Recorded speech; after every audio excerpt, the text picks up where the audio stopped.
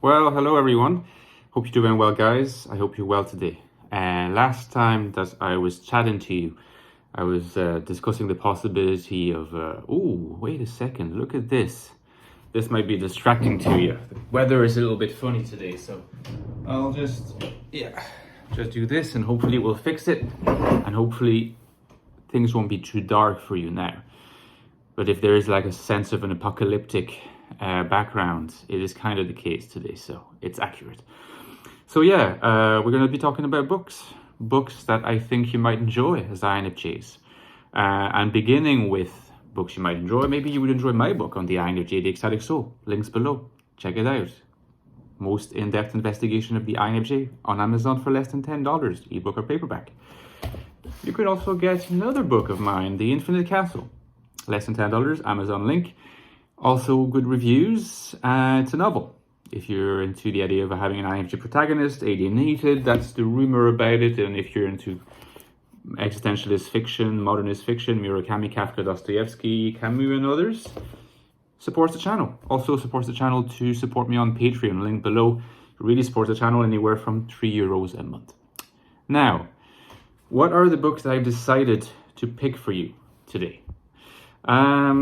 I've decided to pick two books by the same author.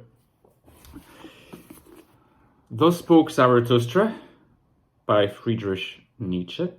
And you can see it's in French. It's a French edition. It's actually a really, really nice edition because it's illustrated. So you've got some beautiful drawings.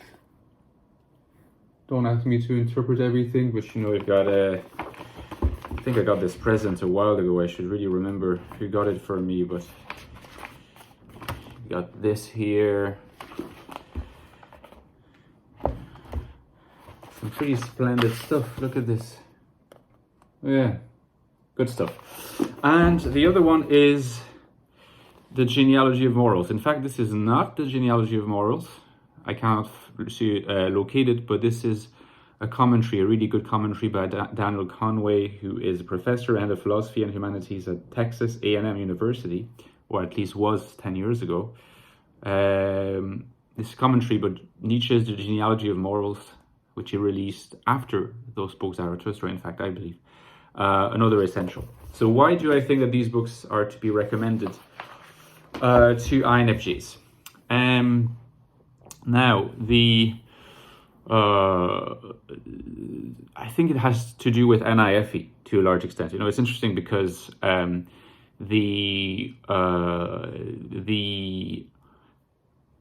typical consensus over Friedrich Nietzsche's oeuvre and his personality is that he was INTJ. And this is getting too dark, so I'm gonna open and let what must happen happen. So that's clearly too bright. Apologies about this. This is very rough, but at least you know that it's uncensored. The general consensus is that Friedrich Nietzsche was INTJ.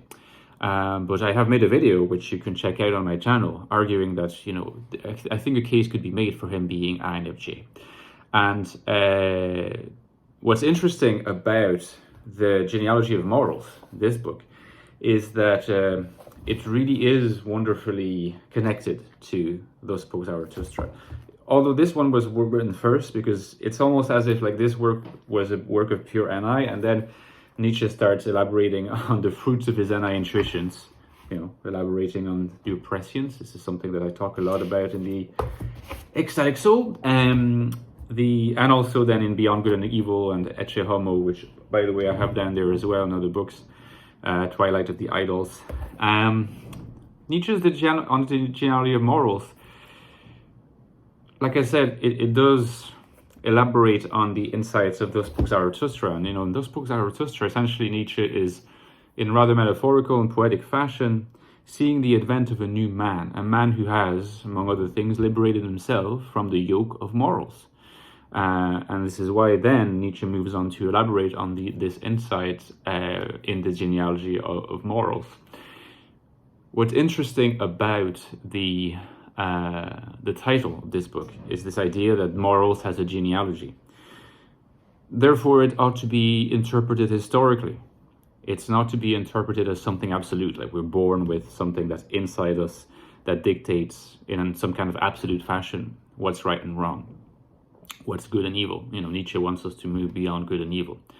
So he's departing from a certain picture that probably is best exemplified and illustrated in Immanuel Kant, whereby Kant essentially declares that that morals are universally given and completely articulated and regulated by reason.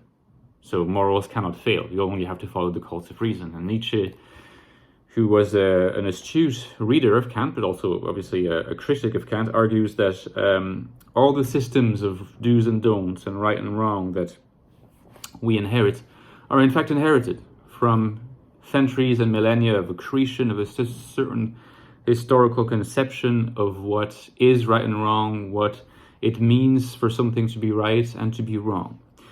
I'm not going to go into like an excessive amount of detail about these two books because, you know, it's enough to just tackle one book and make a half-an-hour video about it and analyzing it. So to talk about two books at once, you know, these two huge books, very influential books, is almost a superhuman enterprise. But I want to kind of explain a little bit why I picked these two. The idea is that I talked a little bit about the issues that INFJs can have with what I call FE coding. And you can refer back to a video that I released not that long ago called the FE Code, to understand a little bit more about the context of this. But essentially, like, one of the points that I was making in that video is that one of the ways for INFJs to be alienated, to remain alienated, contribute to what we might think, it's not just, and in the Ecstatic Soul I really focused on the introverted functions for alienation, for INFJs to be, so to speak, lost in the insights of NI at the, you know, and completely at the complete detriment of FE and SE. If FE via SE, if FE is ignored, then SE is ignored. And also obviously, so over reliance on NI or an over reliance on the looping between NI and TI. You know, and you probably remember that I offered portraits of different types of INFJs and how they related to these functions. But there's actually a way also for INFJs to be, I believe now, and this I probably did discuss that in my next book, alienated through a certain, I believe, misguided use of the FE function. And it is when the FE function in a way is subservient to an introverted intuition, but without ever coming into open challenge of it. I think the open challenge of FE to NI ought to be there for an individual's flourishing. When FE is only obeying the dictates of NI has this way of having a tunnel vision and of being quite strict about where it's going, contrary to what we might think. A lot of the openness of the INFJ is not due to NI. I mean, NI is open to the insights of its own unconscious, but not necessarily to what the outside world has to offer. For this openness, you need the extroverted function as well, you know. And when FE is not performing that function, when it's only serving as the kind of second in command of NI, what you get often is this sort of strict morality, which does not admit of anything outside its own rigidity, and a holier than thou type INFJs, or INFJs who will not change their minds and who exudes a certain kind of moral superiority. Maybe unbeknownst to themselves, or maybe it is part of their own way of relating to their self-esteem.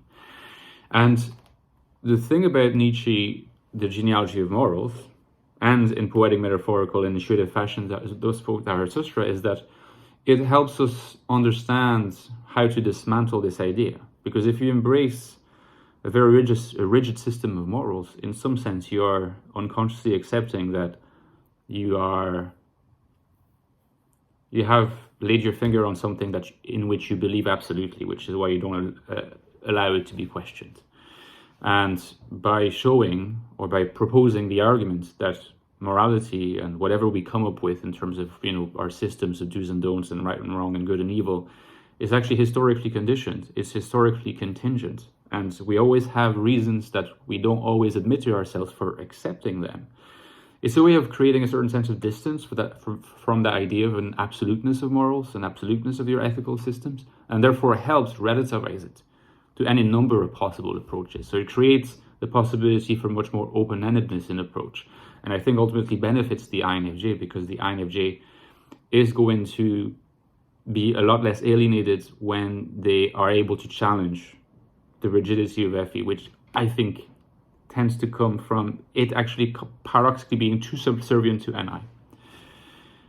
Let FE have its own world. Let FE in some situations dominate. Interacting with SE, as extroverted functions tend to do naturally, like introverted functions, NI and TI, FE and SE, that's the way of openness toward the insight of the external world.